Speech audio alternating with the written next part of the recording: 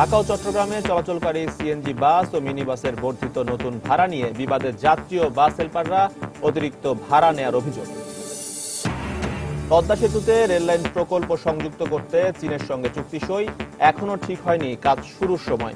সেতু বিভাগের সঙ্গে সমন্বয় করছে রেল মন্ত্রণালয়। নির্দিষ্ট সময়ে উৎপাদন শুরু শাহজালাল সার কারখানায়। পরীক্ষামূলক কার্যক্রম চলবে 2 মাস। নভেম্বরে আনুষ্ঠানিক উদ্বোধন করবেন প্রধানমন্ত্রী। ঈদের পর পাইকারি ক্রেতা শূন্য উত্তরাঞ্চলের অন্যতম বৃহত্তম গাইবান্ধার পলাশবাড়ি চামড়ার হাট। বেকায়দায় ক্ষুদ্র ব্যবসায়ীরা, চামড়া পাচারের আশঙ্কা। এবং প্রচলিত শিক্ষাক্রমকে সহজ করতে সফটওয়্যারের মাধ্যমে ডিজিটাল ক্লাসরুম তৈরি করছেন এক তরুণ উদ্যোক্তা। স্বাগত জানালেন তথ্য প্রযুক্তিবিদরা।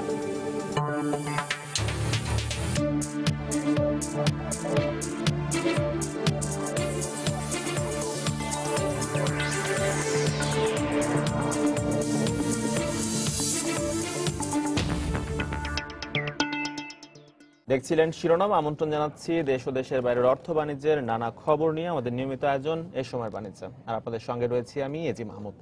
দর্শক, অর্থ বাণিজ্যের অন্যান্য খবরের সঙ্গে আজকে আমরা আলোচনা করব দেশের চামড়া শিল্প নিয়ে। আর এ নিয়ে কথা বলতে আজকে আমাদের স্টুডিওতে উপস্থিত হয়েছেন বাংলাদেশ ট্যানার্স অ্যাসোসিয়েশনের সভাপতি শাহিন আহমেদ। জনাব শাহিন আহমেদ, সময় স্টুডিওতে আপনাকে স্বাগত। আপনার সাথে আমরা বিস্তারিত আলোচনায় যাব, তবে তার আগে অন্যান্য কিছু খবর জেনে নেব। আজ থেকে কার্যকর হয়েছে ঢাকা ও চট্টগ্রাম এলাকায় চলাচলকারী সিএনজি বাস ও মিনি বাসের বর্ধিত নতুন ভাড়া। নতুন ভাড়া অনুযায়ী প্রতি কিলোমিটারে বড় বাসের ভাড়া বেড়েছে 1 টাকা 70 পয়সা, আর মিনি বাসে প্রতি কিলোমিটারে বেড়েছে 1 টাকা 60 পয়সা। তবে সর্বনিম্ন ভাড়া আগের মতোই বড় বাসে 7 টাকা ও মিনি বাসে 5 টাকাই থাকছে। তবে যাত্রীদের অভিযোগ, সরকার নির্ধারিত ভাড়ার চেয়ে অনেক বেশি ভাড়া নেওয়া হচ্ছে বাস ও মিনি বাসে। এ নিয়ে সকাল থেকে বিভিন্ন স্থানে যাত্রী ও হেলপারদের মধ্যে কথা কাটাকাটি হতেও দেখা গেছে।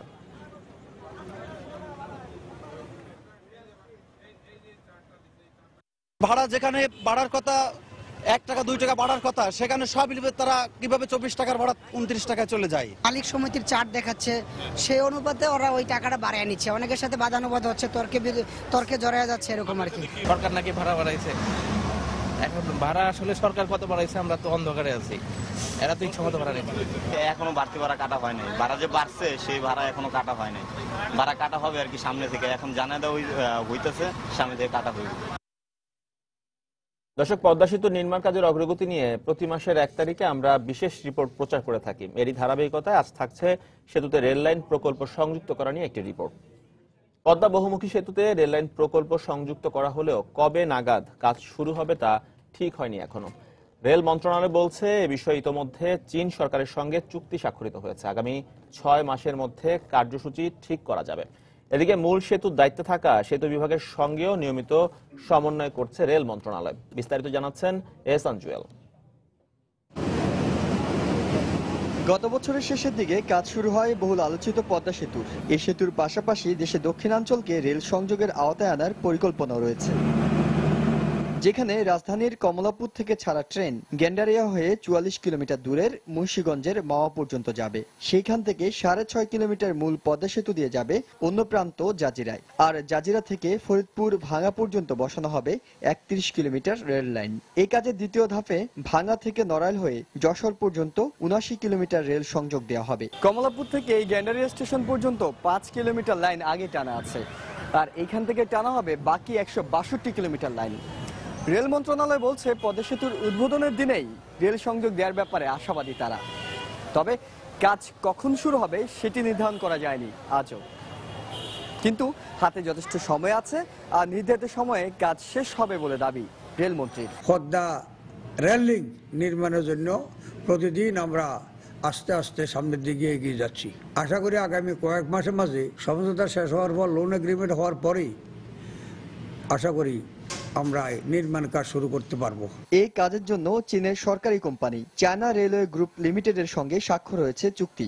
দুদেশের রেল কর্মকর্তারা এখন চূড়ান্ত করছেন কাজের প্রয়োজনীয় ধাপগুলো। মূল পদ্মা সেতুর দায়িত্বে থাকা সেতু বিভাগের সাথেও চলছে নিয়মিত সমন্বয়। কন্ট্রাক্টটা ফাইনাল হয়ে গেলে চুক্তি হবে। চুক্তি হওয়ার পরে হবে সিসিইএ, তারপরে হবে সিসিজিপি, গভর্নমেন্ট পারচেজ, ডিপিপি একনেক অনুমোদন করবে। তারপর লোন এগ্রিমেন্টের পরে আপনার কন্ট্রাক্ট এফেক্ট হবে এবং কাজ শুরু হবে। আমাদের ইন্টারফেস ইস্যু নামে একটা বড় ইস্যু আছে। এখন চায়না মেজর পিস কাজ করতেছে এবং অন্য যখন বাংলাদেশ রেলওয়ে যখন আসবে তখন তাদের ঠিকাদারেরা কিভাবে ওই ভিতরের কাজগুলো করবে এই বিষয়গুলো নিয়ে আমাদের এখানে বিস্তারিত আলোচনা হয়। প্রথম পর্যায়ে রেলপথ নির্মাণের জন্য 361 হেক্টর জমি প্রয়োজন হবে। এর মধ্যে কিছু জমি সড়ক ও জনপথ, সেতু কর্তৃপক্ষ এবং সরকারি জলমহল থেকে পাওয়া গেলেও এখনও 245 হেক্টর জমি অধিগ্রহণ করতে হবে। এহসান জুয়েল, সময় সংবাদ, ঢাকা। ঈদের পর পাইকারি ক্রেতা শূন্য উত্তরাঞ্চলের অন্যতম বড় গাইবান্ধার পলাশবাড়ি চামড়ার হাটেতে বেকায়দায় পড়েছেন ক্ষুদ্র ব্যবসায়ীরা। এজন্য ট্যানারি মালিকদের সিন্ডিকেটকে দায়ী করেছেন তারা। ব্যবসায়ী নেতাদের আশঙ্কা, ক্ষুদ্র ব্যবসায়ীরা ন্যায্য দাম না পেলে প্রতিবেশী দেশগুলোতে চামড়া চলে যেতে পারে। আরো জানাচ্ছেন হেদায়েতুল ইসলাম বাবু। 400 পশুর চামড়া নিয়ে পঞ্চগড় থেকে গাইবান্ধার পলাশবাড়ি হাটে এসেছেন শহর আলী। ভোর থেকে দুপুর পর্যন্ত অপেক্ষা করেও কোনো ক্রেতা পাননি তিনি। তার মতো ক্রেতার জন্য চামড়া নিয়ে অপেক্ষা করেছেন হাটে আসা শত শত মৌসুমি চামড়া ব্যবসায়ী। স্থানীয় দু একজন ক্রেতা আসলেও কাঙ্ক্ষিত দামের ধারে কাছেও যাচ্ছেন না তারা। ন্যায্য দাম না পাওয়ায় চামড়া নিয়ে বিপর্যয়ের মুখে পড়েন বিক্রেতারা। চামড়া নিয়ে বেচতে পারছি না, এখন নিয়ে গেলে 8,000 টাকা পড়বে, আমি কি করবো, আর কোনো উপায় নেই। ফুট আমার 100-র উপরে পড়ে গেছে লবণ দিয়ে। এখানে বলতেছে 45 থেকে 50 টাকা ফুট কিনবে, আমরা তো কিনতে পারি নাই। এখানে কোনো পার্টি নাই, চামড়াটা ফেরত নিয়ে যাই তো আমাদের আর ডাবল খরচ হয়ে যাচ্ছে আর কি। প্রতি বছরই কোরবানি ঈদের পর এ চামড়ার হাট থেকে কয়েক কোটি টাকার চামড়া সংগ্রহ করেন ট্যানারি মালিকরা, কিন্তু এবার তারা অনুপস্থিত ছিলেন। ঢাকার পার্টির কারণেই আমরা এই মাল হাটে নিয়ে এসেছি। বাজারে এসে দেখি ঢাকার কোনো পার্টিই নেই। ট্যানারি মালিকরা সকলে মিলে ওরা সমিতিবদ্ধ হওয়ার কারণেই এটা হয়তো বা হয়েছে। আগে যে বাজার ছিল ওই বাজারটা এখন নাই, তো ব্যাপারে যারা ট্যানারির সাথে ব্যবসা করে তারা দাম দিচ্ছে না, আমরা ওইরকম ভাবে কিনতে পারতেছি না। সরকারের নজরদারির অভাবে রপ্তানিজাত এই পণ্যের বাজার পড়ে গেছে বলে মনে করছেন ব্যবসায়ী নেতারা। এ পরিস্থিতিতে প্রতিবেশী দেশগুলোতে চামড়া চলে যেতে পারে বলে আশঙ্কা তাদের। গ্রামগঞ্জ থেকে এইসব জিনিস সংগ্রহ করে দেশ বিদেশে এরা রপ্তানি করার জন্য এরা প্রস্তুত, কিন্তু সেই হিসাবে সরকারের সহায়তা তেমন নাই। তা আগামীতে তারা চামড়াটা আগ্রহী হবে না এবং বাংলাদেশে যে পরিমাণ চামড়াটা সংগ্রহ হয় প্রতিবেশী দেশে বা অন্যান্য দেশে এটা চলে যাবে। জেলার পলাশবাড়ি চামড়ার হাটে বুধবার প্রায় 50,000 চামড়ার আমদানি হয়। হেদায়েতুল ইসলাম বাবু, সময় সংবাদ, গাইবান্ধা। দর্শক, আমরা আগেই জানিয়েছি আজকে আমরা আলোচনা করব দেশের চামড়া শিল্প নিয়ে। এ নিয়ে কথা বলতে সরাসরি চলে যাচ্ছে এখন বাংলাদেশ ট্যানার্স অ্যাসোসিয়েশন সভাপতি শাহিন আহমেদের কাছে। জনাব শাহিন আহমেদ, জি, শুরুতে জানতে চাইবো যে আমরা তো জানি প্রতিবারই কোরবানি ঈদকে ঘিরে আপনাদের চামড়া সংগ্রহের একটি লক্ষ্যমাত্রা থেকে থাকে। তো চলতি বছরে মানে এবছরের মৌসুমে কোরবানি ঈদে চামড়া সংগ্রহের লক্ষ্যমাত্রা কত ছিল এবং কতটুকু অর্জিত হয়েছে সেই লক্ষ্যমাত্রা? দেখুন, এবছর আমাদের লক্ষ্যমাত্রা ছিল 55 থেকে 60 লাখ পিস গরু এবং ছাগল মহিষ মিলিয়ে প্রায় 35 থেকে 35 লাখ পিস। তো আমরা যেটা ধারণা করছি সেটা আমরা লক্ষ্যমাত্রা আমরা অর্জন করতে সক্ষম হব এবং আমরা মনে করি যে পশু কুরবানি কিন্তু মোটামুটি হয়েছে এবং সেই অনুযায়ী চামড়ায় আমরা এই বছরে এই পরিমাণ লক্ষ্য আমাদের অর্জন করতে সক্ষম হব। আচ্ছা, রাজধানীতে স্পেসিফিকলি কত ছিল আসলে লক্ষ্যমাত্রা এবং সেটা কি অর্জিত হয়েছে কি? দেখুন, আমরা যে হিসাব করেছি আগেও যে টোটাল দুইটা সিটি কর্পোরেশনে প্রায় 3 লাখ আপনার হোল্ডিং আছে, এখানে প্রায় 8 থেকে 9 লাখ আপনার পিস গরু আপনার এখানে কুরবানি হয় এবং ছাগল মহিষ মিলে আরও কিছু হয়। তো আমরা রাজধানী থেকে মোটামুটি 8-9 লাখ পিস চামড়া সংগ্রহ করে থাকি। আচ্ছা, তো প্রতিবারই তো চামড়া সংগ্রহ করতে গেলে একটি আমরা দেখি যে অনেক ধরনের জটিলতা হয়, সমস্যা হয়। তো এবারে চামড়া সংগ্রহ করতে গেলে কি ধরনের জটিলতা বা কি ধরনের সমস্যা হয়েছে বলে আপনি মনে করেন এবং এই সমস্যা থেকে বেরিয়ে আসার উপায় কি বলে আপনি মনে করেন? দেখুন, এইখানে সমস্যা আর জটিলতার কথা যেটা বলছেন আপনার রিপোর্টে দেখলাম যে পলাশবাড়ি হাটে দেখুন ঈদ গিয়েছে আজকে 5 দিন 6 দিন। ট্যানারি মালিকরা কিন্তু আসলে সব প্রতি বছরই কিন্তু আপনার 1 সপ্তাহ বা 2 সপ্তাহ পরেই আপনার ফুল সুইং কেনাকাটা শুরু করে। তো এখানে আপনার হতাশ হওয়ার কিছু নেই। এখানে মূল সমস্যাটা যেটা হলো যে আপনার একটা সিজনাল ব্যবসায়ী এবং মধ্যস্বত্বভোগী এদের দূরত্বের কারণে কিন্তু চামড়ার যে দর আমরা যে দর বেঁধে দিয়েছিলাম আন্তর্জাতিক বাজারের সাথে সামঞ্জস্য রেখে কিন্তু দরটা বেঁধে দিয়েছিলাম। দেখা গেছে যে ঈদের পরের দিনও কিন্তু আপনার দরটা ঠিক ছিল, প্রায় আমাদের দর বেঁধে দেওয়া দরের চেয়ে হয়তো বা 15 থেকে 20% বেশি ছিল। কিন্তু সেটাও ট্যানারি মালিকদের সমস্যা ছিল না। কিন্তু দেখা গেছে যে বিভিন্ন আড়তে এবং বিভিন্ন আপনার হাটগুলোতে আপনার চামড়াগুলো প্রিজার্ভেশন করে আপনার রেখে এখন তারা এটা 40 থেকে 50% দাম বেশি চাচ্ছে। সুতরাং আমরা মনে করি যে ট্যানারি মালিকরা এটা কোনোভাবেই সম্ভব নয় যে 40-50% দাম বেশি দিয়ে কেনার, কারণ আমরা তো এই চামড়াটা 90% আমরা এক্সপোর্ট করি, আমরা এটা ডোমেস্টিক ইউজ আমাদের 10% হয়। সুতরাং আমরা আন্তর্জাতিক বাজারের সাথে কম্পিটিশনে টিকে থাকতে হলে, আমাদের বিদেশি ক্রেতাদের ধরে রাখতে হলে অবশ্যই আমাদেরকে আমাদের মূল্যের ভিতরে আমাদের ক্রয় করতে হবে চামড়াগুলো। আচ্ছা, তো আমরা তো দেখলাম আপনি বলছেন যে মৌসুমী ব্যবসায়ীদের দৌরাত্ম্য, দৌরাত্মের কারণে এই চামড়ার দাম নিয়ে জটিলতা তৈরি হচ্ছে, অস্থিরতা তৈরি হচ্ছে বাজারে। তো এই মৌসুমী ব্যবসায়ীদের কেন এই দৌরাত্ম্য, এটি কিভাবে বন্ধ করা যায়, বা নির্ধারিত মূল্যে কেন তারা চামড়া কিনে থাকেন না, প্রতিবারই কেন একই সমস্যার মুখোমুখি হতে হয় আপনাদেরকে, এর কারণ কি বলে আপনি মনে করেন? দেখুন, আমি মনে করি যে আমাদের যে অভিজ্ঞতা সেটাতে আমরা মনে করি যে এইখানে 2000 থেকে 2500 কোটি টাকার যে ব্যবসাটা হয় এই সিজনে, তো এইখানে আপনার দেখা যায় যে আমাদের রাষ্ট্রায়ত্ত ব্যাংকগুলো, আমাদের মূলত 4টা ব্যাংক আমাদেরকে ঋণ সহায়তা দিয়ে থাকে। সেখানে আমাদেরকে এবছর বলেছে যে 600 কোটি টাকা। আসলে 600 কোটি টাকা কিন্তু অনেক ট্যানারি মালিক কিন্তু গত বছরের ঋণ পরিশোধ করতে পারে নাই, কারণ আমাদের কাছে অলরেডি 35 থেকে 40% গত বছরের চামড়া মজুদ আছে। এই কারণে দেখা গেছে যে এই 600 কোটি টাকা তারা কিন্তু রিশিডিউল করে দিয়েছে। মূল টাকা আমরা পেয়েছি হয়তো 250 কোটি টাকা বা 300 কোটি টাকা এরকম, কিন্তু এটা প্রয়োজনের তুলনায় খুবই অপ্রতুল। তো এইখানে দেখা যায় যে এই 3 দিন 4 দিনের ব্যবসায় এখানে মৌসুমী ব্যবসায়ী এবং মধ্যস্বত্বভোগীরা এসে আপনার মনগঞ্জে ইনভেস্ট করে, তাদের 600 কোটি টাকা এখানে ইনভেস্ট করে আপনার বাজারটা একটু অস্থিতিশীল করে। তো এইখানে আমরাও এখানে দায়বদ্ধ থাকি যে এখানে তারা চামড়ার একটা ইনভেস্ট করেছে, তারাও পিস প্রতি 200 টাকা 300 টাকা করে প্রফিট করবে, তা আমরাও সেটা মেনে নিই। কিন্তু দেখা যায় যে তারা অনেক সময় অধিক মুনাফা লাভের আশায় তারা এই চামড়াগুলো ধরে রাখে, স্টক করে, তারপরে দেখা যায় যে এটার গুণগত মান নষ্ট হয়ে যায়। আচ্ছা, আমরা তো জানি যে আপনারা ঈদের আগে প্রতি বর্গফুট হিসেবে চামড়ার দাম নির্ধারণ করে দিয়েছিলেন। তো এরপরে আমরা দেখলাম যে ঈদের পর হচ্ছে বা ঈদের সময় দেখলাম যে মৌসুমী ব্যবসায়ীরা অনেক বেশি দামে চামড়া কিনছেন নির্ধারিত দামের তুলনায়, আড়তদাররাও বাধ্য হচ্ছেন অতিরিক্ত দামে কিনতে। তো এখন আপনাদের ভূমিকাটা কি হবে? আপনারা কত দামে আসলে চামড়া কিনবেন?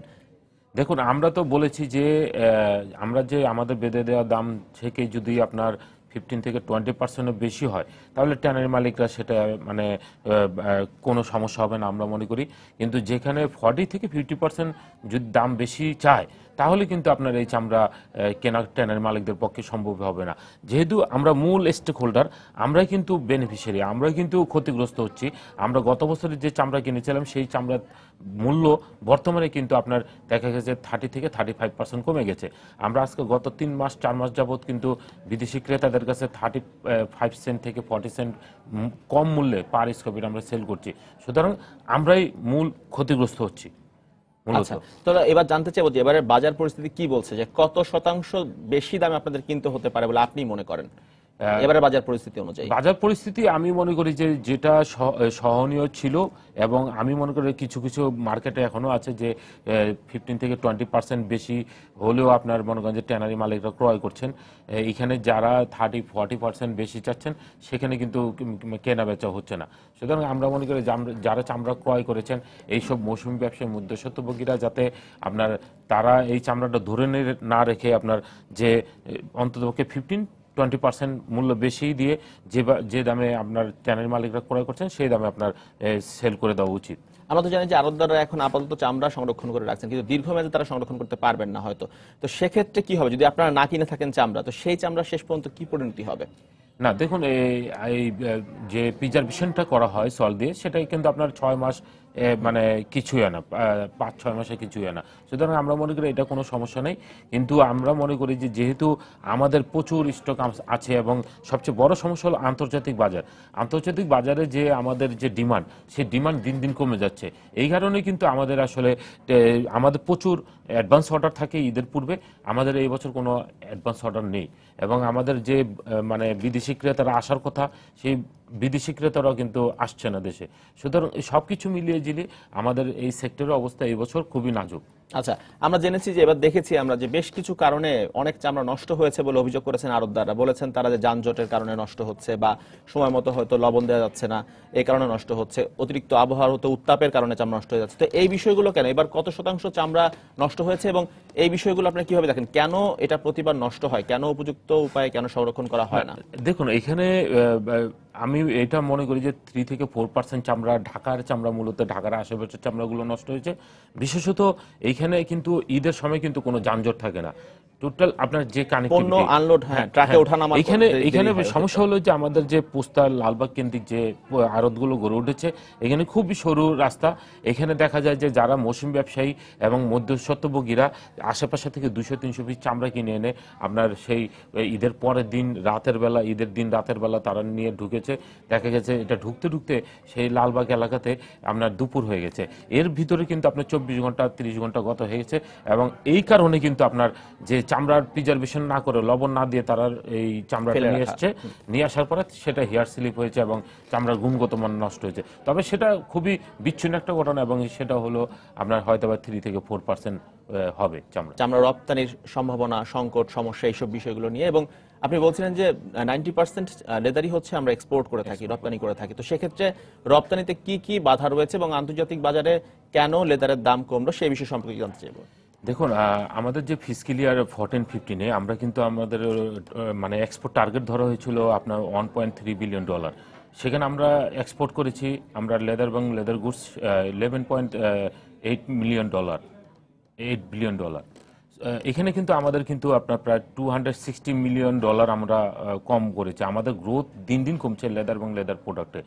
এইখানে আন্তর্জাতিক বাজারে যে সমস্যাগুলো হলো সেটা হলো যে আপনার আমাদের ইউরোপে যে আমাদের বাজার আছে, ইউরোপের আপনার মানি ডিভ্যালুয়েশন প্রায় 30% এবং ইয়েনের মানে ডিভ্যালুয়েশন, পাশাপাশি রিসেন্টলি আপনার মনে করেন যে চায়নার রিমেম্বি যে 3% ডিভ্যালুয়েশন হয়েছে।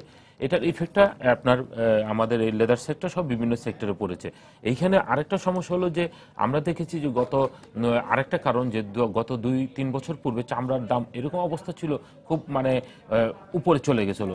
তো চামড়ার যে সময় দাম বেড়ে যায় ওই সময় কিন্তু ফ্যাশন হাউসগুলো, বিশেষত Milan fashion house, London fashion house এবং প্যারিস ফ্যাশন হাউসগুলো আপনার তাদের ডিজাইন চেঞ্জ করে দেয়। এখানে তারা শুয়ের ভিতরে তারা ফ্যাব্রিক্স নিয়ে এসেছে আপনার, এবং আপনার লেডিস ব্যাগের ভিতরে আপনার ফ্যাব্রিক্স নিয়ে এসে পড়েছে, আর্টিফিশিয়াল লেদার নিয়ে এসে সেই লেদারের ডিমান্ডটা আপনার কমিয়ে দিয়েছে।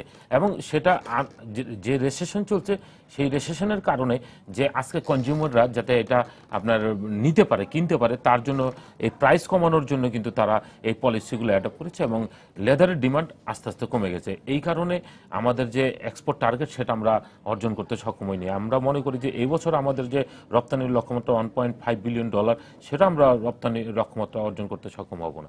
আচ্ছা, আরেকটি বিষয় দেখলাম আমরা এই রিপোর্টে দেখেছিলাম যে গাইবান্ধার পলাশহাটে যে ব্যবসায়ীরা আশঙ্কা করছেন যে চামড়া পাচার হয়ে যাওয়ার, এই সংখ্যা কতটুকু বাস্তবে পরিণত হওয়ার সম্ভাবনা রয়েছে বলে? দেখুন, এখানে যে ইন্ডিয়ার যে ট্যানারি বিজনেস সেটা কিন্তু আমাদের বাইরে না। আমরা যেসব বায়ারদের কাছে তারা সেল করি চামড়া এবং চামড়াজাত পণ্য, তারাও কিন্তু সেসব বায়ারদের কাছে সেল করে। সুতরাং আমরা মনে করি যে এইখানে কোনো তাদের সুযোগ নেই যে বেশি দামে চামড়া ক্রয় করে, বরঞ্চ ইন্ডিয়ান যে ট্যানারিরা আছে তারা যে আন্তর্জাতিক বাজারে চামড়া সেল করছে সেটা কিন্তু আমাদের থেকে 20 সেন্ট থেকে 30 সেন্ট কম মূল্যে আপনার পার স্কয়ার ফিট সেল করছে। সুতরাং এইখানে ভারতের চামড়া পাচার হয়ে যাবে এটা আসলে আমি এটা কোনোভাবে বিশ্বাস করি না। আচ্ছা, রপ্তানির ক্ষেত্রে আপনাদের কি কি সমস্যায় পড়তে হয় এই বিষয়ে যদি একটু বলেন আমাকে। চামড়া লেদার রপ্তানি করবেন যখন আপনারা দেশে কি কি সমস্যায় পড়েন দেশের বাইরে থেকে? আমরা দেখুন, এখানে আমাদের প্রধান যে অবস্টাকল সেটা হলো কি যে আমাদের বিদেশি ক্রেতারা আমাদের থেকে কিন্তু গত বছর এবং গত বছর পূর্বে কিন্তু অনেক অর্ডার রপ্তানি আদেশ বাতিল করেছে। একটা কারণ হলো যে কমপ্লায়েন্স। আমরা মূলত যে পরিবেশ বান্ধব চামড়া উৎপাদন করতে পারছি না বিধায় কিন্তু আমাদের অনেক ব্র্যান্ডিং কোম্পানি, আমেরিকা সহ ইউরোপের অনেক ব্র্যান্ডিং কোম্পানি আমাদের থেকে আমাদের পণ্য কিনছে না। এটা কিন্তু আমাদের একটা প্রেশারের ভিতরে আছে। এই যে আন্তর্জাতিক ব্র্যান্ডের যদি আমরা সরাসরি চামড়া সেল করতে পারতাম তাহলে দেখা যেত যে আমি 20 সেন্ট থেকে 30 সেন্ট পার স্কয়ার ফিট আমি বেশি সেল করতে পারবো এবং আমার প্রোডাক্টটাও আমি মানে $1 থেকে $2 আমি বেশি সেল করতে পারতাম। এখানে আমাদের যে আজকে দীর্ঘদিনের যে প্রতিবন্ধকতা, যে ট্যানারি শিল্প এখান থেকে স্থানান্তর, সেটা কিন্তু আজকে মানে থমকে আছে। কারণ এই বছর আমাদেরকে সরকার শিল্প মন্ত্রণালয় যে টার্গেট দিয়েছিল যে জুনের ভিতরে আমাদের বর্জ্য শোধনাগার তৈরি করে দিবে। এখানে কিন্তু কয়েকটা ট্যানারি অলরেডি আপনার তাদের ড্রাম এবং মেশিন সেটআপ শুরু করে দিয়েছে। কিন্তু দুঃখের বিষয় হলো যে অদ্যবধি কিন্তু আপনার এই বর্জ্য শোধনাগার যেটা হার্ড আপনার এই শিল্পের, সেটা কিন্তু এখনো কমপ্লিট হয়নি। সুতরাং আমরা মনে করি যে এই অতি দ্রুত আপনার ইন্টারন্যাশনাল মানের একটা বর্জ্য শোধনাগার তৈরি করতে হবে, করে যাতে দ্রুত আমরা এখান থেকে ট্যানারিগুলো শিফটিং করে এনভায়রনমেন্ট ফ্রেন্ডলি প্রোডাকশন করতে পারি। তাহলে দেখা যাবে যে আমরা কিন্তু এই বিদেশি বাজার আমরা আবার আমরা নিয়ে আসতে পারবো, কারণ অনেক বিদেশি ক্রেতা আমাদের দেশ থেকে চলে গেছে ইতিমধ্যে। শাহিন আহমেদ, আমরা দেখেছি বারবার সরকার সময় বেঁধে দেওয়ার পরও সাভারে স্থানান্তর সম্ভব হচ্ছে না, তো কবে নাগাদ এই ট্যানারি শিল্প পুরোপুরি সাভারে স্থানান্তর সম্ভব হবে বলে আপনি মনে করেন? আমরা মনে করি যে আমার যে ধারণা যে এই বর্জ্য শোধনাগার যেভাবে কাজ চলছে, আমরা মনে করি যে এই বর্জ্য শোধনাগার এবং আমাদের টোটাল ট্যানারি শিফটিং আগামী বছর 2016 সালের আপনার শেষ নাগাদ আপনার সম্পূর্ণ এখান থেকে স্থানান্তর করতে পারবো। এবং বর্জ্য শোধনাগারের গুণগত মান নিয়ে আমরা সবসময় প্রশ্ন করেছি। আমরা যদি এইখানে এই ইনফ্রাস্ট্রাকচার কিন্তু বাংলাদেশের ইতিহাসে প্রথম, এবং বিশাল অঙ্কের একটা বাজেট, প্রায় 600 কোটি টাকা দিয়ে এই 700 কোটি টাকা দিয়ে এখানে যে বর্জ্য শোধনাগার করা হচ্ছে, এটার যদি কোনো ভুল হয়, এটা কিন্তু যদি ফল করে, তাহলে কিন্তু আমাদের এই সেক্টরও কিন্তু আপনার হুমকির সম্মুখীন হবে এবং ভবিষ্যতের ব্যবসা আমাদের জন্য বন্ধ হয়ে যাওয়ার সম্ভাবনা থাকবে, এবং এই শিল্প থেকে এই শিল্প আমরা হারাতেও পারি।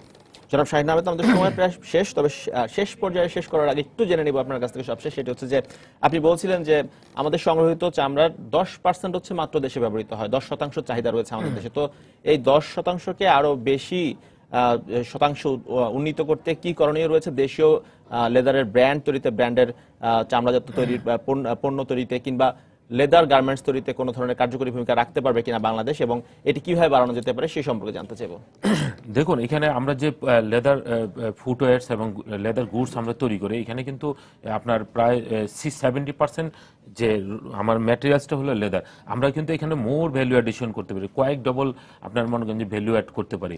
এখানে অনেক সুযোগ আছে। আমরা যে লেদার আমরা 90% এক্সপোর্ট করছি, সেখানে ভ্যালু অ্যাড করে মাত্র 85%।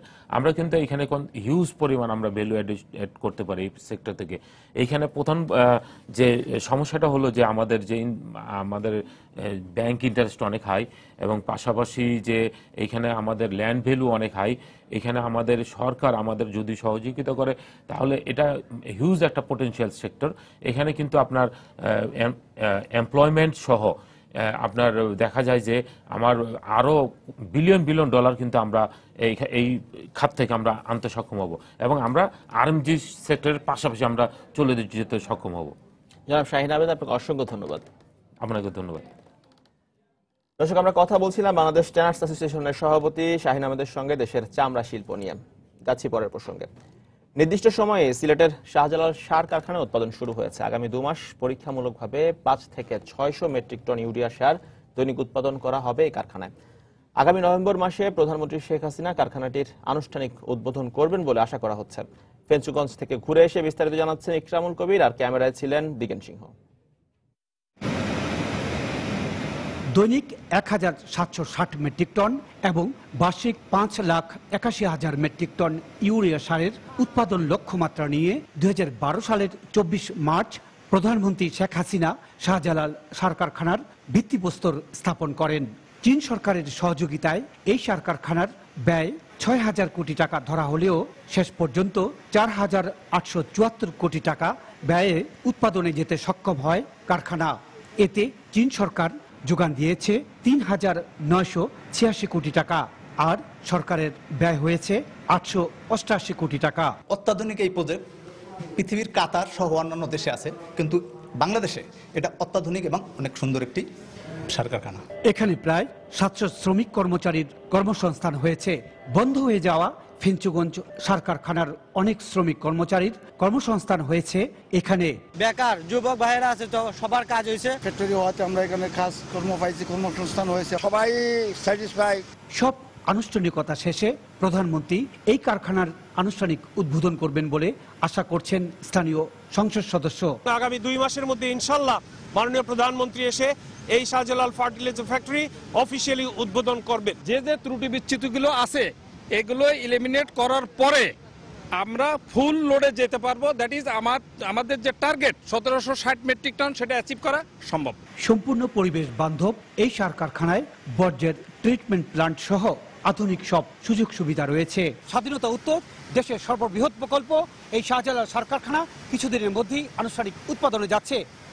এর উৎপাদন শুরু হলে দেশের সারের চাহিদা অনেকাংশে মিটবে বলে আশা করছেন এখানকার প্রকৌশলীরা। ফেঞ্চগঞ্জের শাহজালাল সার কারখানা থেকে ইকরামুল কবির, সময় সংবাদ, সিলেট। দর্শক, এবারে জেনে নেব জাতীয় একটি খবর।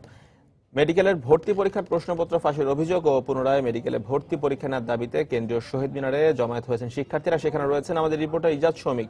সরাসরি চলে যাচ্ছি সেখানে। শৌমিক, হ্যাঁ, মেডিকেলে ভর্তি ইচ্ছুক শিক্ষার্থীরা যে সকাল থেকে যে আন্দোলন শুরু করেছিলেন সেটি কিন্তু এই মুহূর্তে চলছে। আপনি জানেন যে আজকে বাইরে যে প্রচন্ড রৌদ্র এবং গরম উপেক্ষা করে কিন্তু মেডিকেল কলেজের শিক্ষার্থীরা যারা ভর্তি ইচ্ছুক তারা এই আন্দোলনে এসে জড়ো হয়েছেন এবং মেডিকেলে শহীদ মিনারের সামনে তারা গণ অবস্থান কর্মসূচি পালন করছেন। এবং এই গণ অবস্থান কর্মসূচিতে আমরা দেখতে পাচ্ছি যে কিছুক্ষণ আগে অর্থাৎ 10টার দিকে প্রগতিশীল ছাত্র জোটের কয়েকটি সংগঠন কিন্তু এই আন্দোলনে এসে সংহতি জানিয়েছে।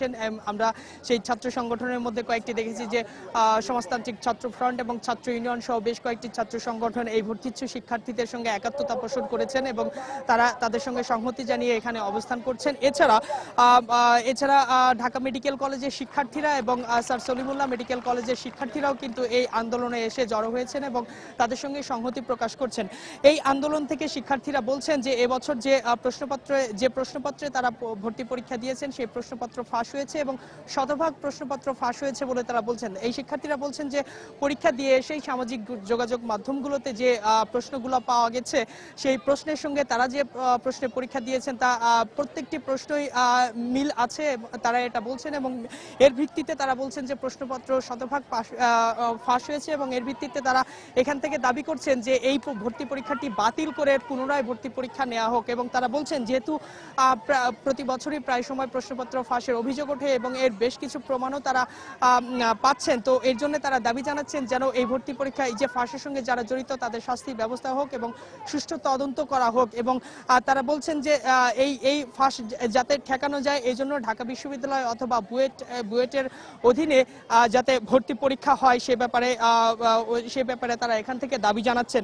এছাড়া আপনাকে বলে রাখি যে আজকে এই যে মেডিকেলের যে শিক্ষার্থীরা জড়ো হয়েছেন ভর্তি হওয়ার জন্য, যে আন্দোলনকারী শিক্ষার্থীরা সারা বাংলাদেশ থেকে কিন্তু তারা এখানে এসে জড়ো হয়েছেন এবং তারা এখান থেকে বারবার দাবি জানাচ্ছেন, গণ অবস্থান কর্মসূচি পালন করছেন এবং তাদের এই আন্দোলনের সঙ্গে অভিভাবকরাও কিন্তু জড়িত রয়েছেন যারা তার সন্তানদেরকে ডাক্তার বানানোর স্বপ্নে বিভোর ছিলেন। এবং এই আন্দোলনের বাইরে অর্থাৎ শহীদ মিনারের আশেপাশে শাহবাগ এবং কয়েকটি জায়গায় কিন্তু পুলিশ মোতায়েন রয়েছে, পুলিশ সহ অন্যান্য আইন শৃঙ্খলা রক্ষাকারী বাহিনীর সদস্যরা মোতায়েন রয়েছেন এবং যে কোনো ধরনের অপ্রীতিকর ঘটনা এড়ানোর জন্য কিন্তু তারা সদা সতর্ক অবস্থায় রয়েছে। আশেপাশে কয়েকটি সাজোয়া যান জল কামানো রয়েছে। তো এখন পর্যন্ত আন্দোলন শান্তিপূর্ণ অবস্থায় রয়েছে। তো এই ছিল আমার কাছে সর্বশেষ খবর। দর্শক, মেডিকেলের ভর্তি পরীক্ষার প্রশ্নপত্র ফাঁসের অভিযোগ ও পুনরায় মেডিকেলে ভর্তি পরীক্ষা নেওয়ার দাবিতে কেন্দ্রীয় শহীদ মিনারে জমায়েত হয়েছেন শিক্ষার্থীরা। সেখান থেকে সেখানকার খবরাখবর জানাচ্ছিলেন সহকর্মী ইজাজ শৌমিক।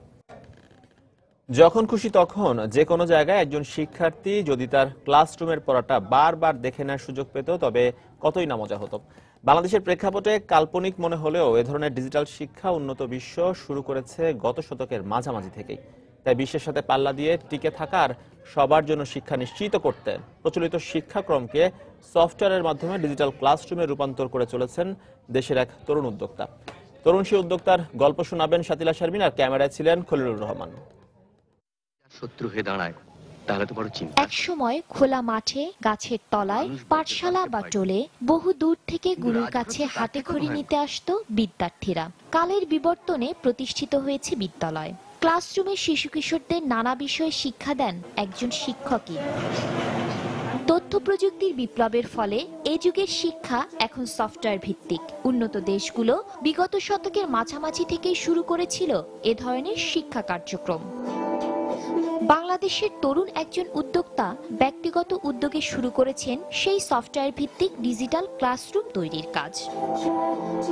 মোহাম্মদ ইয়াসির তানভীর উচ্চ মাধ্যমিক পর্যায়ের 3টি পাঠ্য বইয়ের পরিচ্ছেদের ক্লাস লেকচার তৈরি করেছেন তিনি। 2 বছর আগে তার প্রতিষ্ঠিত স্কুলে এখন শিক্ষার্থী 3.5 লাখ। এরকম একটা সিস্টেম ক্রিয়েট করব, লাইক হচ্ছে যে এটা বাংলায় হবে টিউটোরিয়ালটা, পড়াশোনাটা বাংলায় হবে, আর সে যখন খুশি তখন সেটাকে প্লে করতে পারবে, লাইক ইউটিউব ভিডিওর মতো। সফটওয়্যার ইঞ্জিনিয়ার হিসেবে কাজ করছিলেন বেশ কিছু মাল্টিন্যাশনাল কোম্পানিতে। নিশ্চিত ভবিষ্যৎ ছেড়ে একাই শুরু করেন স্কুলের কাজ। চাকরির জমানো এবং টিউশনির টাকায় তানভীর যখন শুরু করেন, আশেপাশের মানুষ এটাকে খ্যাপামি হিসেবেই দেখেছিলেন। স্বপ্ন আমি দেখছি ওইটার ইমপ্লিমেন্টেশন আমাকে করতে হবে, তো ওই কথা মাথায় নিয়েই আমি কাজটা করছি। আমি জাস্ট একটা অ্যাটেম্প্ট নিয়েছি, ভালো হলে হবে, খারাপ হলে খারাপ, কিন্তু অ্যাটলিস্ট আমি তো বলতে পারবো আমি ট্রাই করছি। নানা সীমাবদ্ধতা থাকলেও বিনামূল্যে সবার জন্য ডিজিটাল শিক্ষা নিশ্চিত করতে চান তিনি। তার সাথে যোগ দিয়েছেন আরো কয়েকজন তরুণ। তখন কেউ ভাইয়াকে হেল্পও করতেছিল না, কাজের লোকের অভাব ছিল, তো আমি বললাম যে ভাইয়াকে আমি হেল্প করি। ইফেক্ট যত বেশি ক্রিটিক্যাল আমি ইউজ করব, তখন আমার ইফেক্টের টাইমগুলো বেশি দেওয়া লাগে। ইলেকট্রনিক ডিভাইস, ফিনান্সিয়াল সাপোর্ট, এটাতে একটু প্রবলেম আছে। এটা হবে হলো গিয়ে education.com, লাইক হচ্ছে নেক্সট জেনারেশন অফ এডুকেশন। তরুণদের এই উদ্যোগকে স্বাগত জানালেন তথ্য প্রযুক্তিতে প্রতিষ্ঠিত উদ্যোক্তারা।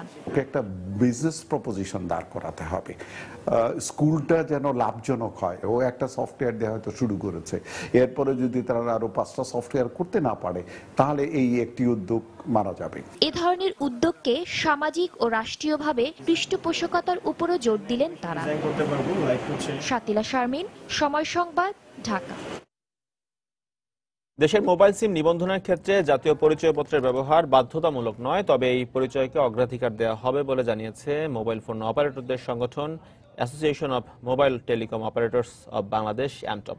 বুধবার রাজধানীর গুলশানে অ্যামটবের কার্যালয়ে আয়োজিত এক সংবাদ সম্মেলনে একথা জানান সংগঠনটির সাধারণ সম্পাদক TIM নুরুল কবির। এ সময় জানানো হয়, আগামী 1 নভেম্বর থেকে পরীক্ষামূলক ও 16 ডিসেম্বর থেকে বাধ্যতামূলকভাবে শুরু হতে যাওয়া এই কার্যক্রমে কোনো গ্রাহক যেন ভোগান্তিতে না পড়েন, সেজন্য সব ধরনের ব্যবস্থা নেওয়া হচ্ছে। গাইডলাইন অনুযায়ী কিন্তু আপনার NID ছাড়া অন্যান্য আইডি দেওয়া এখনো কিন্তু নিয়ম আছে, সেইভাবে নিবন্ধিত হচ্ছে। কিন্তু সিমটাকে রেজিস্ট্রেশনের প্রক্রিয়া আনার জন্য একটা অপশন হচ্ছে অবশ্যই NID থাকা দরকার। নিবন্ধনের জায়গাতে একটা সুষ্ঠুতা আসুক, নিয়মতান্ত্রিক পন্থা আসুক, সেই জন্য NID-কে ফার্স্ট প্রেফারেন্স দেওয়া হচ্ছে।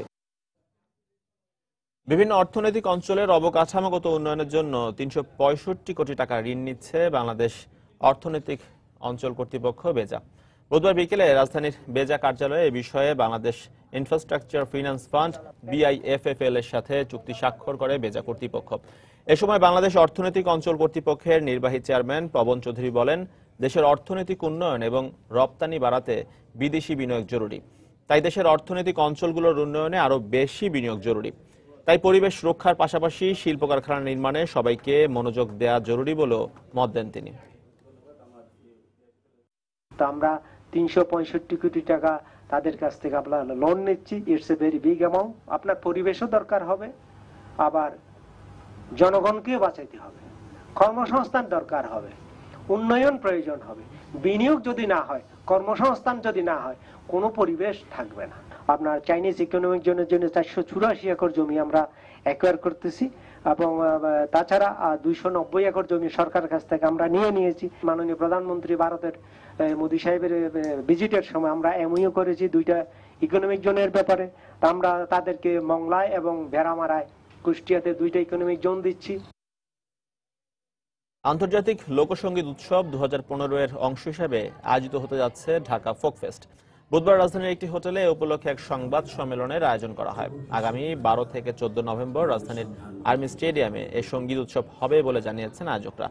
সন্ধ্যা 6টা থেকে রাত 1টা পর্যন্ত দর্শকরা উপভোগ করতে পারবেন এই অনুষ্ঠান।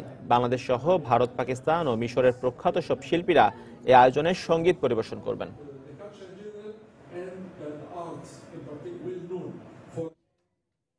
বান্দরবানের থানচি উপজেলার পর্যটন স্পটগুলোতে ভ্রমণের উপর থেকে নিষেধাজ্ঞা উঠিয়ে নিয়েছে বান্দরবান জেলা প্রশাসন। নৌপথ ঝুঁকিপূর্ণ হওয়ার কারণে গত জুলাই থেকে 30 সেপ্টেম্বর পর্যন্ত থানচির পর্যটন স্পটগুলোতে পর্যটকদের যাতায়াতে নিষেধাজ্ঞা জারি করলেও এখন কোনো নিষেধাজ্ঞা নেই।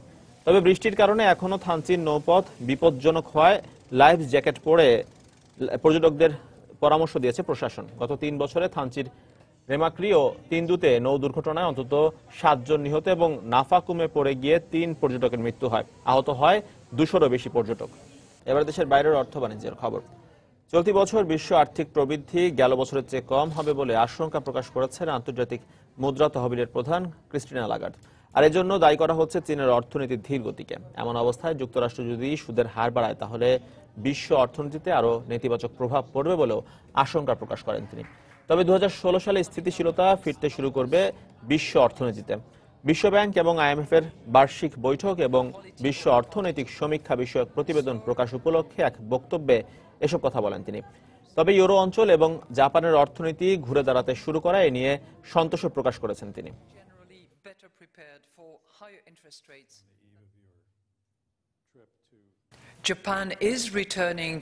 বিশ্বের প্রবৃদ্ধি এবছর কমই হবে, কারণ দ্বিতীয় বৃহত্তম অর্থনীতির দেশ চীনের অর্থনীতি স্থিতিশীল না থাকায় বিনিয়োগের ঝুঁকি তৈরি হয়েছে। সেই সাথে মুদ্রার মান কমলে নিত্যপণ্যের বাজারে অস্থিরতা তৈরি হবে। সবচেয়ে বেশি ক্ষতিগ্রস্ত হবে লাতিন আমেরিকার দেশগুলো, কারণ এই অঞ্চল থেকেই চীন আকরিক লোহা আমদানি করে। গৃহস্থালী খাতে কর ব্যয় কমিয়ে আগামী বছরের বাজেট ঘোষণা করেছে ফ্রান্স সরকার। মূলত 2017 প্রেসিডেন্ট নির্বাচনকে সামনে রেখে নতুন বাজেট পেশ করা হয়েছে। বাজেট বক্তৃতায় দেশটির অর্থমন্ত্রী মিশেল স্যাপিন বলেন, তার সরকার আগামী বছরের জন্য 1.5% আর্থিক প্রবৃদ্ধি লক্ষ্যমাত্রা নির্ধারণ করেছে। তা অর্জন করা সম্ভব হবে।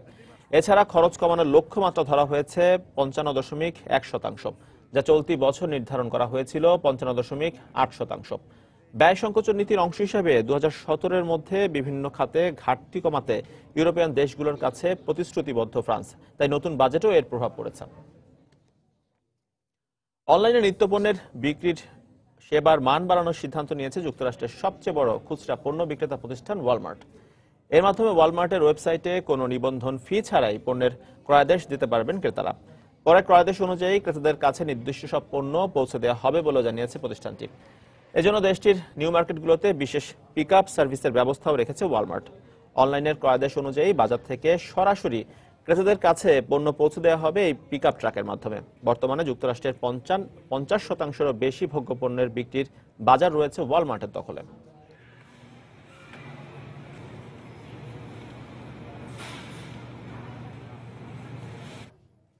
দর্শক, এবারে জানিয়ে দেবো ঢাকা স্টক এক্সচেঞ্জের লেনদেন পরিস্থিতি। আমরা এখন চলে যাচ্ছি ডিএসসি ওয়েবসাইটে।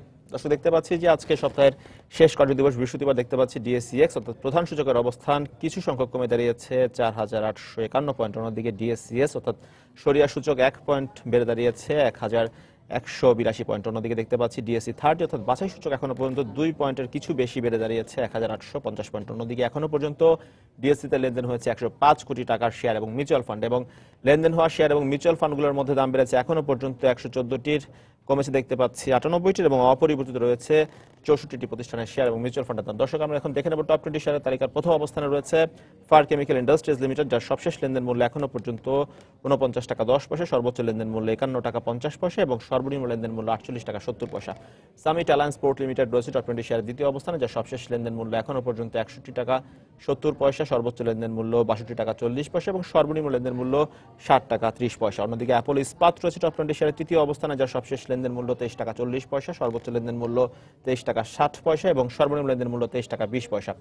সাই পাওয়ার রয়েছে টপ 20 শেয়ারের চতুর্থ অবস্থানে দেখতে পাচ্ছি, যার সবশেষ লেনদেন মূল্য এখনো পর্যন্ত 90 টাকা 80 পয়সা, সর্বোচ্চ লেনদেন মূল্য 91 টাকা 70 পয়সা এবং সর্বনিম্ন লেনদেন মূল্য 90 টাকা 80 পয়সা। ইউনিকল রয়েছে টপ 20 শেয়ারে দেখতে পাচ্ছি যে পঞ্চম অবস্থানে, যার সবশেষ লেনদেন মূল্য 51 টাকা 10 পয়সা, সর্বোচ্চ লেনদেন মূল্য 51 টাকা 80 পয়সা এবং সর্বনিম্ন লেনদেন মূল্য 50 টাকা। এবং আইডিএলসি রয়েছে টপ 20 শেয়ারের ষষ্ঠ অবস্থানে, যার সবশেষ লেনদেন মূল্য 63 টাকা 90 পয়সা, সর্বোচ্চ লেনদেন মূল্য 64 টাকা 40 পয়সা এবং সর্বনিম্ন লেনদেন মূল্য 63 টাকা 80 পয়সা। দর্শক, শেয়ার বাজারের খবর শেষ করার আগে দেখে নেব একবার সূচকের অবস্থান। এখন পর্যন্ত ডিএসসিএক্স, যার কিছু পয়েন্ট কমে দাঁড়িয়েছে 4851 পয়েন্ট, সরিয়া সূচক দেখতে পাচ্ছি যে 1 পয়েন্টের কিছু বেশি বেড়ে দাঁড়িয়েছে 1182 পয়েন্ট, এবং ডিএসসি 30 অর্থাৎ বাছাই সূচকের অবস্থান দেখতে পাচ্ছি যে 2 পয়েন্ট বেড়ে দাঁড়িয়েছে এখনো পর্যন্ত 1850 পয়েন্টে। দর্শক, এই ছিল আমার কাছে শেয়ার বাজার পরিস্থিতির সবশেষ খবরাখবর। আবারও জানিয়ে দিচ্ছি এ সময়ের বাণিজ্যের শিরোনামগুলো। ঢাকা ও চট্টগ্রামে চলাচলকারী সিএনজি বাস ও মিনি বাসের বর্ধিত নতুন ভাড়া নিয়ে বিবাদে যাত্রী ও বাস হেলপাররা, অতিরিক্ত ভাড়া নেওয়ার অভিযোগ। পদ্মা সেতুতে রেললাইন প্রকল্প সংযুক্ত করতে চীনের সঙ্গে চুক্তি সই, এখনো ঠিক হয়নি কাজ শুরুর সময়, সেতু বিভাগের সঙ্গে সমন্বয় করছে রেল মন্ত্রণালয়। নির্দিষ্ট সময়ে উৎপাদন শুরু শাহজালাল সার কারখানায়, পরীক্ষামূলক কার্যক্রম চলবে 2 মাস, নভেম্বরে আনুষ্ঠানিক উদ্বোধন করবেন প্রধানমন্ত্রী। ঈদের পর পাইকারি ক্রেতা শূন্য উত্তরাঞ্চলের অন্যতম বৃহত্তম গাইবান্ধার পলাশবাড়ি চামড়ার হাট, বেকায়দায় ক্ষুদ্র ব্যবসায়ীরা, চামড়া পাচারের আশঙ্কা। এবং প্রচলিত শিক্ষাক্রমকে সহজ করতে সফটওয়্যারের মাধ্যমে ডিজিটাল ক্লাসরুম তৈরি করছেন এক তরুণ উদ্যোক্তা। স্বাগত জানালেন তথ্য প্রযুক্তিবিদরা। দর্শক, এই ছিল এই সময়ের বাণিজ্য। যে কোনো খবর পেতে ভিজিট করুন সময়নিউজ.টিভি আর সঙ্গেই থাকুন সময়।